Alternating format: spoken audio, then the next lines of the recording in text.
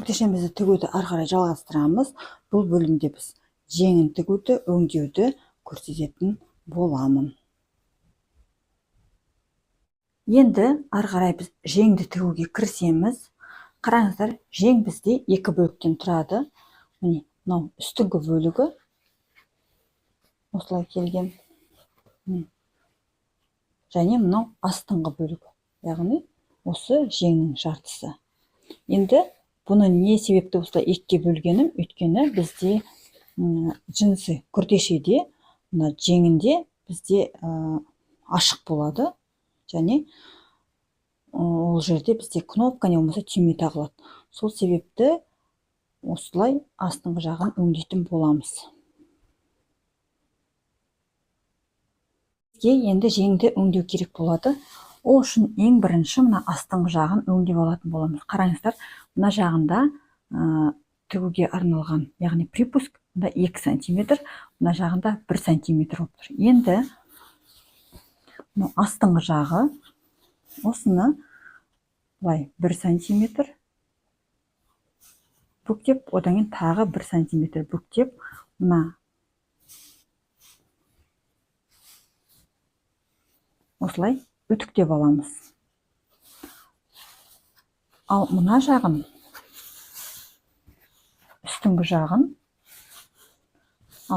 жағын бұлай 1 сантиметрге үтіктейтін боламыз.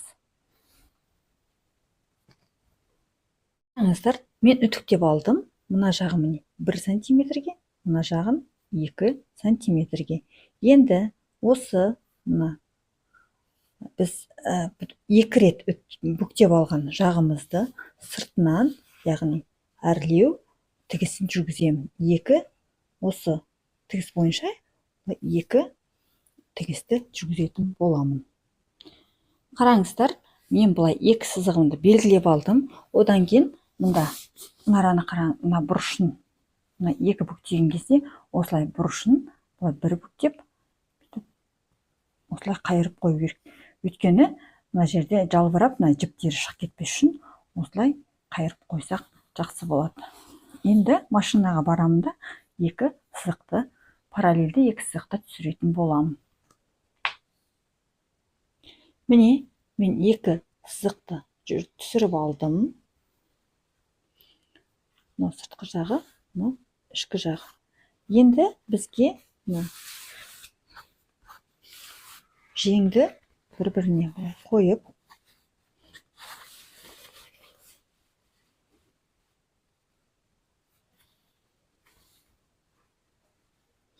ұштарын осылай бір-біріне келтіріп, енді мына арадан, мына жерден біз толығымен 1 сантиметрлік осы тігіс жүргізіп аламыз. Яғни бір-біріне тігеміз. Асты мен үстін енді бір-біріне тігетін боламыз. Мына асты мен үстін бір-біріне тігеміз. Тіккен кезде, мына жерге келгенде, мына тігісімізден 1 сантиметрдей астыға қарай түсіп тігетін боламыз.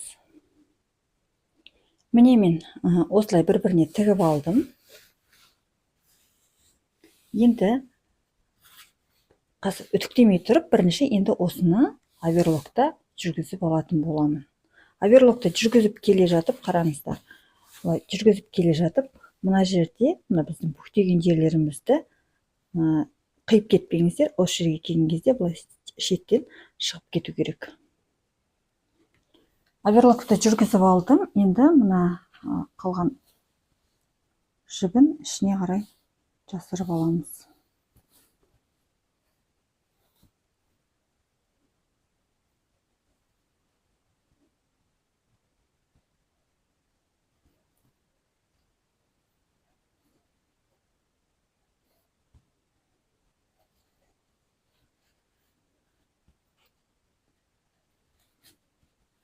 Ал артық жібін қиып тастасақ болады.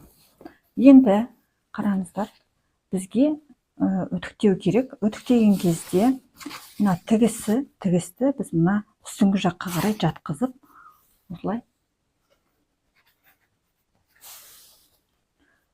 тігісті осылай үстіңгі жаққа қарай жатқызып, біз үтіктейтін боламыз.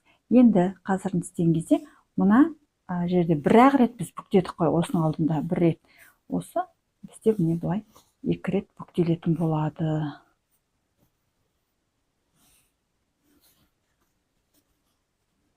Міне қазір мына араның барлығын жайғытып үтіктеген кезде мынаны да қоса осылай үтіктейтін боламыз. Жақсылап барлығын үтіктеп алдым. Енді бізде мына арасына да осындай әдемі әрлеу тігісін жүргізу керек. Ол үшін қараңыздар, мен осылай 2 сызық сызып қойдым.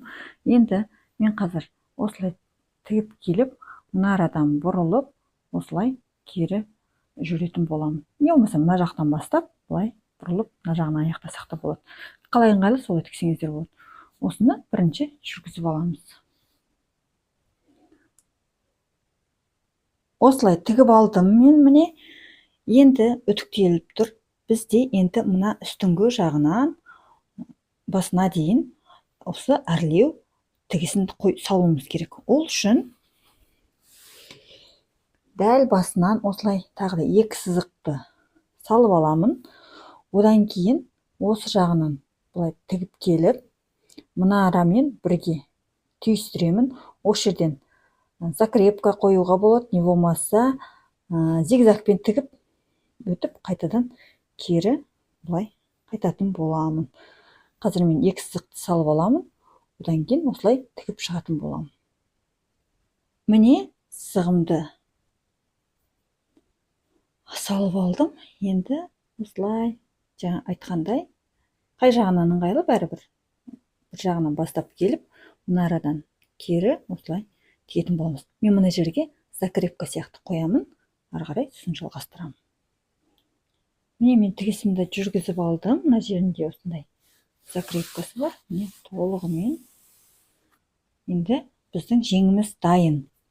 Енді бізге ары қарай не қалды? Енді бізде тек қана барлық бөлшектерді бір-біріне құрастыру ғана қалды. Осылай біздің 2 жеңіміз дайын болды.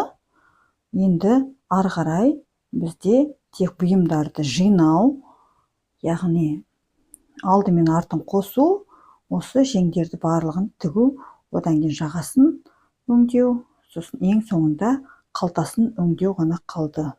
Тігілудің қалған жолдарын келесі видеода көре аласыздар. Ең алдымен менің каналыма тіркелуді ұмытпаңыздар. Сіздермен болған аяулым.